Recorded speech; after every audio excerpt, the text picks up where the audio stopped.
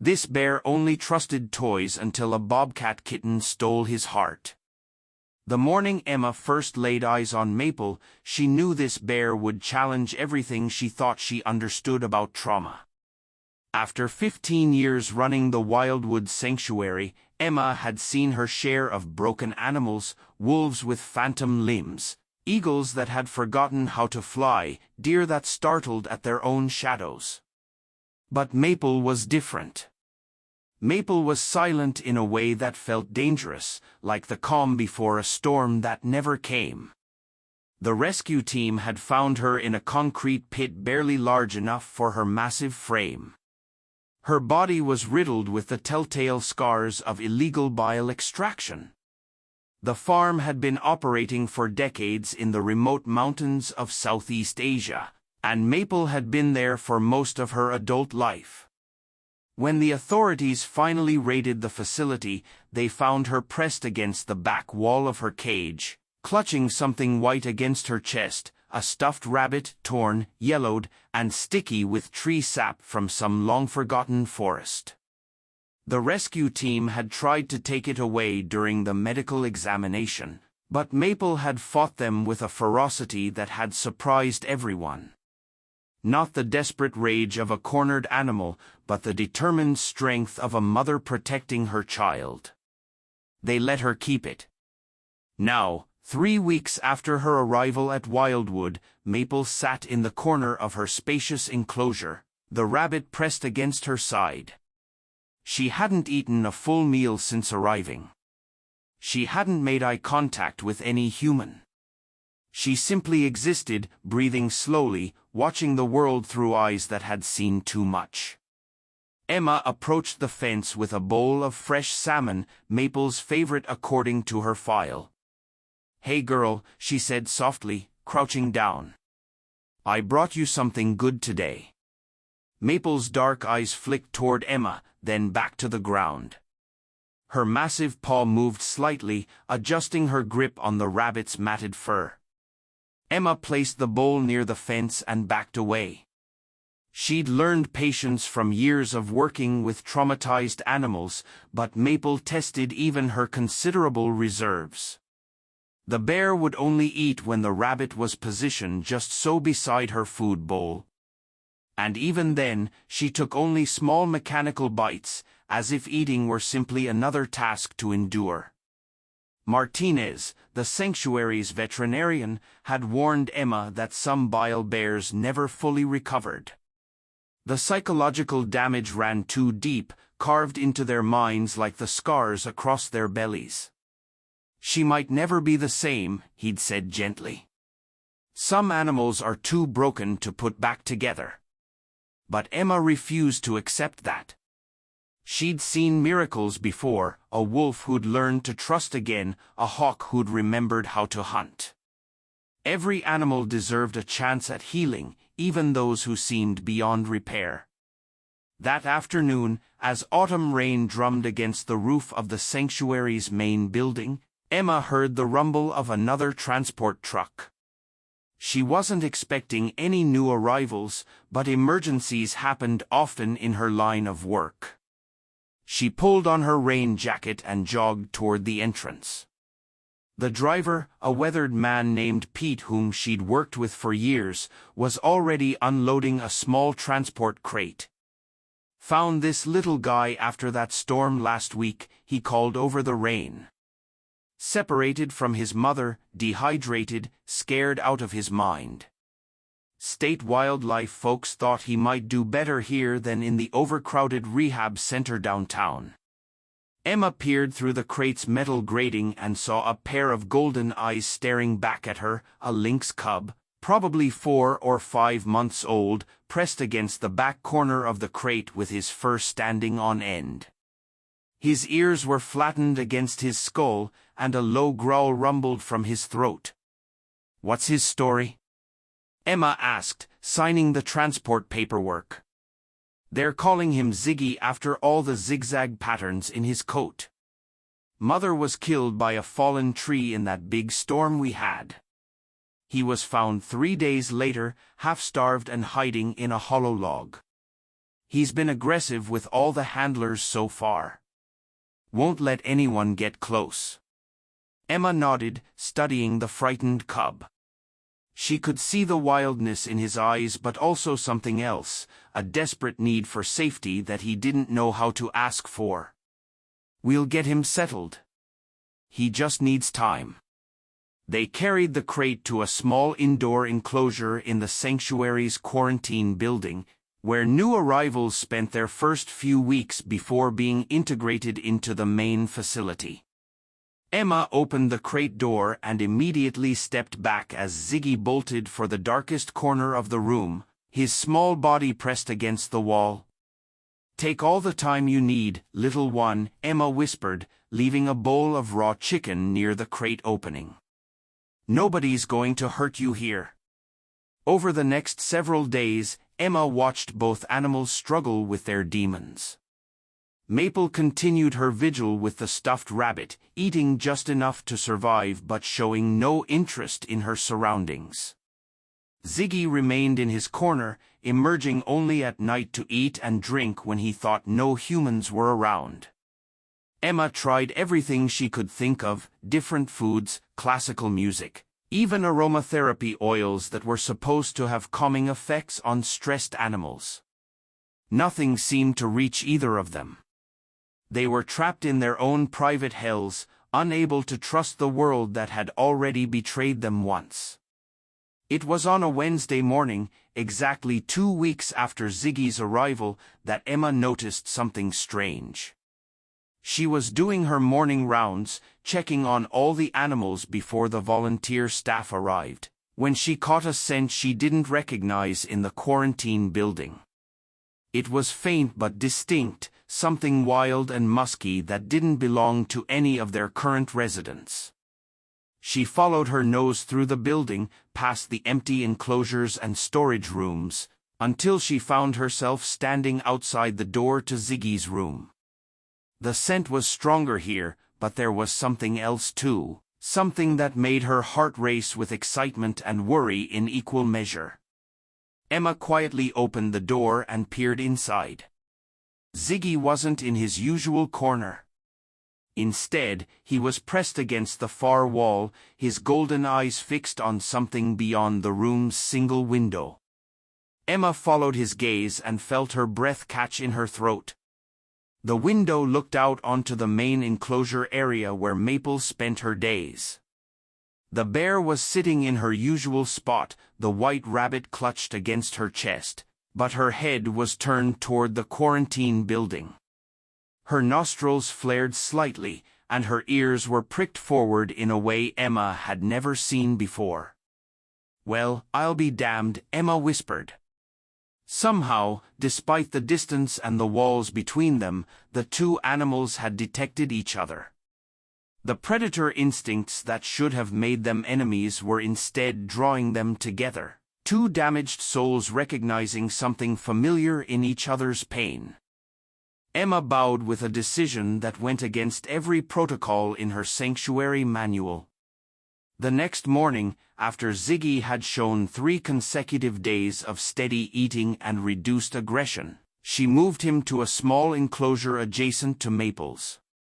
She told herself it was for observation purposes, to see how they would react to each other's proximity, but deep down she knew she was hoping for something more, some spark of connection that might help them both begin to heal.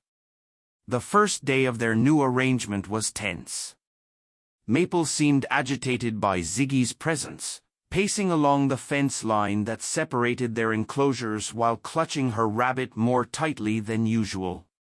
Ziggy, meanwhile, alternated between cowering in a shelter and stalking along his own fence line, his predatory instincts warring with his fear. Emma watched from a distance, ready to intervene if necessary.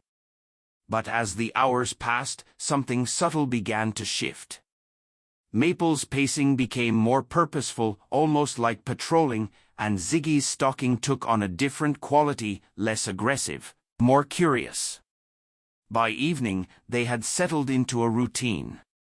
Maple would position herself near the shared fence, the rabbit beside her, and simply sit. Ziggy would emerge from his shelter and sit on his side of the fence, maintaining a respectful distance but clearly interested in his massive neighbor. They didn't interact, not yet, but they were aware of each other in a way that felt significant. Emma made notes in her daily log, documenting every subtle behavior change, every moment of what might have been progress.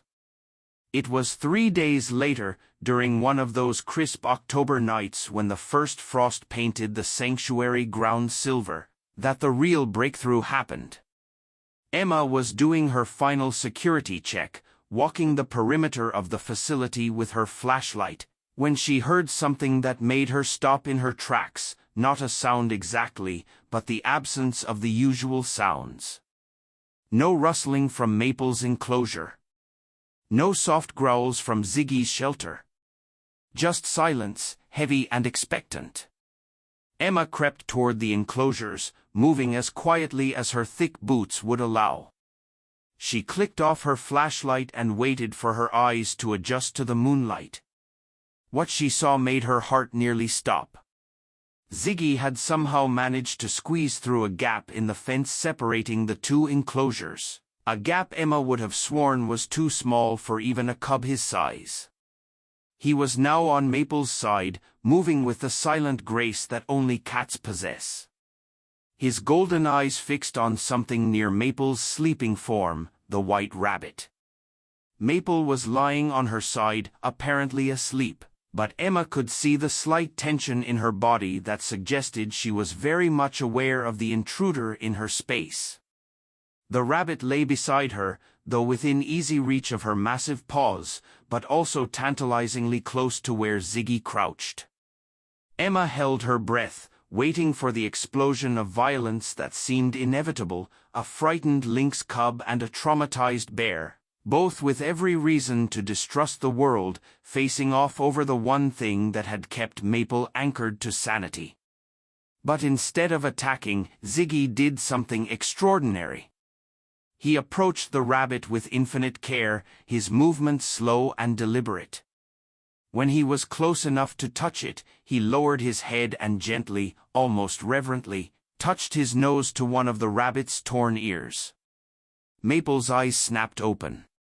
Emma tensed, ready to shout a warning, to throw herself between the animals if necessary. But Maple didn't growl or swipe. She simply looked at Ziggy, their eyes meeting for a long moment that felt charged with significance. Then, with deliberate slowness, Maple pulled the rabbit closer to her body and tucked her head down beside it. Not aggressive, not territorial, but protective. She was sharing her most precious possession, acknowledging Ziggy's presence without surrendering what kept her grounded. Ziggy backed away respectfully, but he didn't return to his own enclosure. Instead, he settled down a few feet away, just close enough to remain part of the moment but far enough to respect Maple's boundaries. Emma watched them for another hour, documenting this impossible scene in her memory. When she finally crept away, leaving them to their quiet vigil, she felt something she hadn't experienced in months of working with these two animals: hope.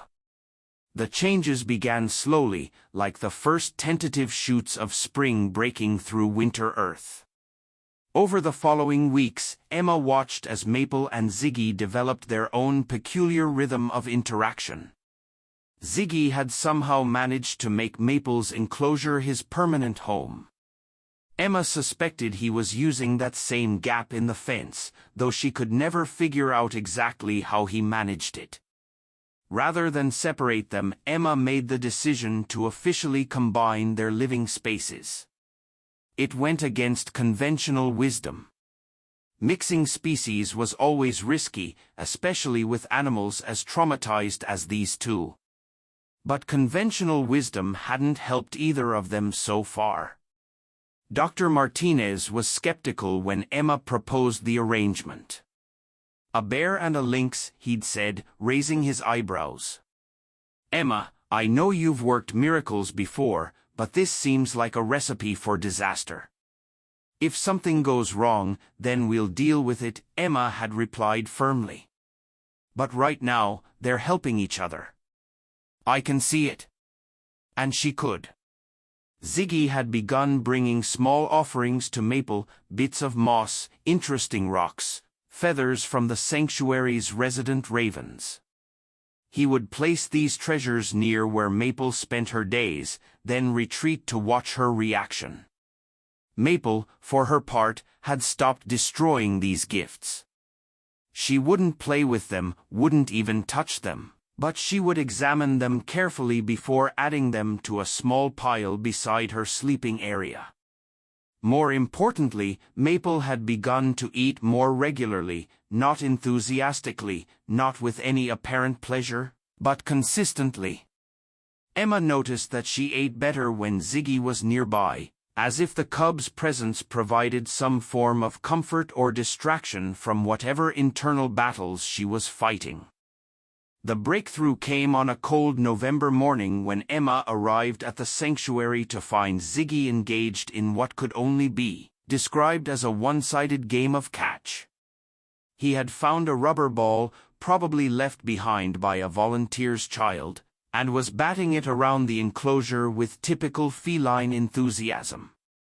The ball bounced off walls, rolled across the ground, and occasionally came to rest near where Maple sat with her rabbit. On this particular morning, the ball rolled directly to Maple's feet. Instead of ignoring it, as she had done with all of Ziggy's previous offerings, she reached out with one massive paw and gave it a tentative push.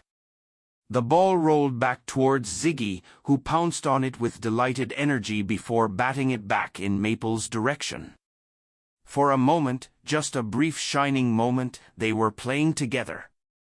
Emma felt tears prick her eyes as she watched this simple interaction.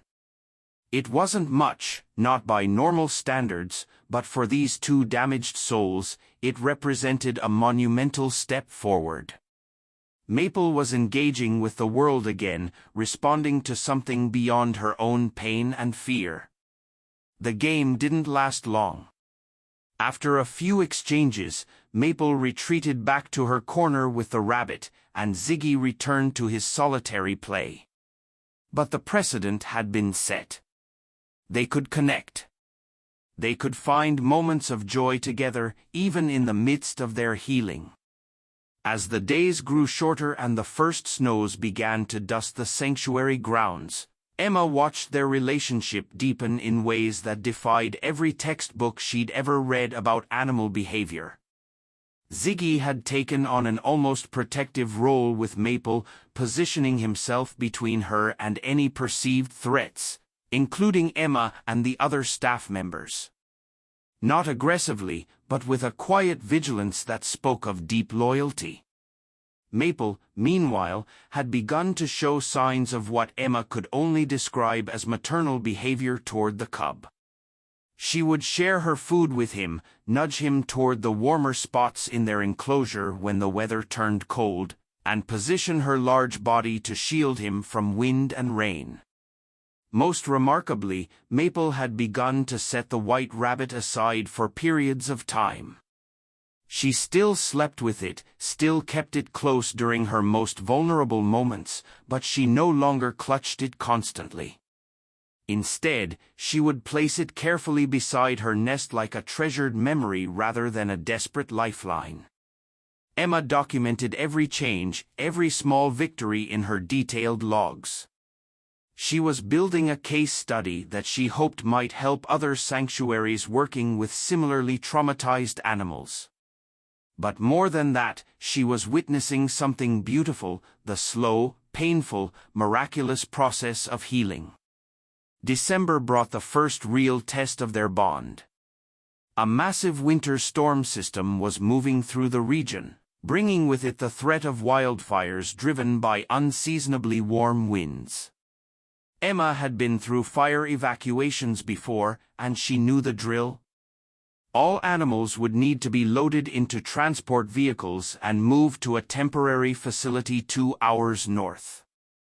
The evacuation order came at 1:11 p.m. on a Wednesday night. Emma and her skeleton crew of volunteers had 90 minutes to load 37 animals and get them to safety. It was controlled chaos, carriers and crates being loaded into trucks, frightened animals calling out to each other across the darkness, the acrid smell of distant smoke beginning to tint the air. Emma saved Maple and Ziggy for last, knowing they would be the most challenging to move. When she reached their enclosure, she found them huddled together in the back corner, Maple's massive form curved protectively around Ziggy's smaller body. The white rabbit sat beside them, almost glowing in the harsh light of Emma's flashlight. "Come on, guys," Emma called softly, opening the enclosure door. "We need to go. I know it's scary, but we'll all be together." Ziggy looked up at her with wide golden eyes, but he didn't move away from Maple's protective embrace. Maple, for her part, seemed to sense the urgency in Emma's voice. She lifted her great head and looked directly at Emma, the first time she had made sustained eye contact since arriving at the sanctuary. In that moment, Emma saw something in Maple's eyes that took her breath away. Not fear, not resignation, but determination. Maple understood that danger was coming, and she was ready to face it. The bear rose to her feet with deliberate slowness, then did something that Emma would remember for the rest of her life. She bent down, gently grasped Ziggy by the scruff of his neck, the way a mother cat would carry a kitten, and lifted him. Ziggy went completely limp, trusting himself entirely to this massive creature who had once been a stranger.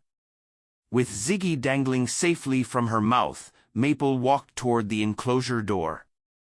She paused only once, looking back at the white rabbit sitting alone in the corner. For a moment, Emma thought Maple might go back for it, might refuse to leave without the one possession that had sustained her through her darkest hours. But instead, Maple turned back toward the door and walked out into the smoky night carrying Ziggy to safety.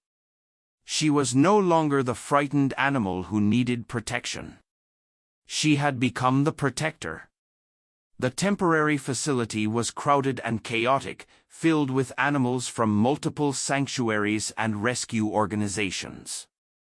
Emma worried about how Maple and Ziggy would handle the stress of being surrounded by so many unfamiliar sights, sounds, and smells. But her concerns proved unfounded. Maple adapted to their temporary quarters with remarkable grace, establishing a small territory in one corner of their assigned space and maintaining her protective watch over Ziggy. The cub, meanwhile, seemed to draw confidence from Maple's calm presence, exploring their new environment with cautious curiosity rather than the paralyzing fear Emma had expected. They spent 4 days at the evacuation facility before getting the all-clear to return home. The sanctuary had been spared any serious damage, though the smell of smoke still lingered in the air. When they arrived back at Wildwood, Emma was exhausted from the stress of evacuation and the logistics of moving so many animals, but she made sure to check on Maple and Ziggy as soon as they were settled back in their enclosure. What she found there stopped her in her tracks. The white rabbit was exactly where Maple had left it, sitting in the corner like a patient guardian waiting for its owner's return.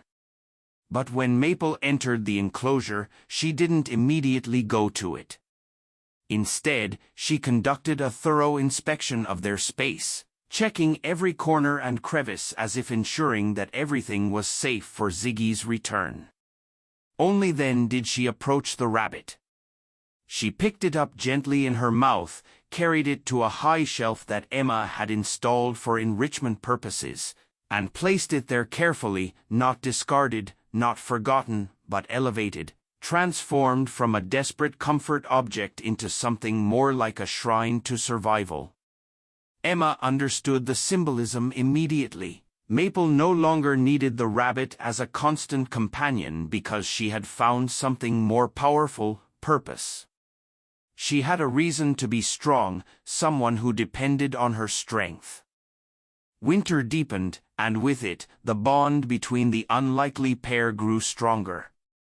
Emma often found them sleeping together, Maple's massive form curved around Ziggy like a living fortress. During the day, they had developed elaborate games that seemed to blend the play styles of both species, chasing, pouncing, gentle wrestling matches that looked terrifying to observers but never resulted in so much as a scratch. Ziggy had grown considerably over the months, his kitten-like proportions giving way to the lean, muscular build of a juvenile lynx. His golden eyes had lost some of their wild desperation, replaced by a calm confidence that Emma attributed to Maple's steady influence. Maple herself had undergone an even more dramatic transformation. Her coat, once dull and patchy from malnutrition and stress, now gleamed with health. She had gained weight, filling out her frame until she looked like the magnificent creature she was meant to be. More importantly, she had begun to engage with the world around her, investigating new objects in her enclosure, watching the other animals with interest, even tolerating brief interactions with Emma and the volunteer staff. Spring arrived early that year, bringing with it a warmth and renewal that seemed to infuse the entire sanctuary. Emma was making her morning rounds when she noticed something unusual about Maple's behavior. The bear was more restless than usual, pacing their enclosure and occasionally retreating to a den-like structure that Emma had built in one corner of their space. At first, Emma worried that Maple might be sick or stressed about something. But Dr. Martinez's examination revealed something extraordinary, something that defied everything they thought they knew about bile bears and the long-term effects of their trauma. Maple was pregnant. "It's almost impossible," Dr. Martinez said, reviewing his notes with obvious amazement. Female bile bears typically lose the ability to reproduce after extended periods of stress and malnutrition. The hormonal disruption, the physical trauma, it usually renders somehow. Maple has not only recovered her reproductive capacity, she's thriving. Emma felt a wave of emotion wash over her as she processed this news. After everything Maple had endured, after all the pain and fear and gradual healing, she was going to have cubs of her own. It felt like the ultimate validation of their unconventional approach to her care. The pregnancy progressed smoothly, with Maple showing all the signs of a healthy, expectant mother. She became more protective of her space, more selective about her interactions with humans, but she never excluded Ziggy from her inner circle. If anything, she seemed to draw comfort from his presence, often resting with him nearby as if he were helping her prepare for motherhood. Ziggy, for his part, seemed to understand that something significant was happening. He became more attentive to Maple's needs, bringing her choice bits of food and maintaining an even more vigilant watch over their shared territory. The cubs were born on a warm morning in late May when the sanctuary was filled with the sounds of new life, birds singing, young animals playing, the general bustle of a world renewing itself. Emma discovered the birth when she arrived for her morning rounds and found Maple in her den nursing two tiny, perfect cubs. The white rabbit sat on its shelf above them, a silent witness to this miracle of renewal and hope. Emma watched from a respectful distance as Maple tended to her babies with the gentle expertise of a creature who had rediscovered her deepest instincts. Ziggy lay nearby, not intrusive but present, like a devoted uncle keeping watch over his extended family. As the weeks passed and the cubs grew stronger, Emma witnessed something that moved her beyond words. Maple had not simply recovered from her trauma, she had transcended it. Every gentle touch she gave her cubs, every patient moment of nursing and grooming, was a testament to the power of healing and the resilience of the spirit. The cubs thrived under their mother's care, growing into rambunctious balls of fur that delighted in wrestling with each other and exploring every corner of their enclosure. Ziggy became their playmate and protector, teaching them games that blended bear and lynx sensibilities in ways that made Emma laugh out loud. On a golden afternoon in early autumn, almost exactly a year after Ziggy's arrival at the sanctuary, Emma sat on a bench overlooking their enclosure and watched the impossible family that had formed before her eyes. Maple was dozing in a patch of sunlight, her cubs tumbling over her massive form like living toys. Ziggy was perched on a nearby log, his golden eyes alert and content as he supervised the chaos. The white rabbit still sat on its shelf, no longer a symbol of desperate survival but a monument to the journey they had all taken together. It reminded Emma that healing didn't mean forgetting the pain. It meant finding the strength to transform that pain into something beautiful. As she watched one of the cubs manage to climb onto Ziggy's back, and the lynx began to walk slowly around the enclosure, giving the tiny passenger a gentle ride, Maple opened one eye, observed this interaction with what Emma could only describe as amusement, then settled back into her nap. Emma pulled out her notebook and began to write, documenting not just the facts of what she was observing but the feelings it evoked. This was more than a case study now. It was a testament to the power of connection, the healing that could occur when damaged souls found each other and chose to build something new together. In the fading light of that perfect autumn day, surrounded by the family they had created from the ashes of their trauma, Maple and Ziggy had found something that had once seemed impossible: home. Not just a place to exist, but a place to thrive, to love, to become more than they had ever been alone. And high on its shelf, keeping watch over them all, the white rabbit sat in silent testimony to the truth that Emma had learned from these remarkable animals. Sometimes the most broken things could be mended into something even more beautiful than they had been before.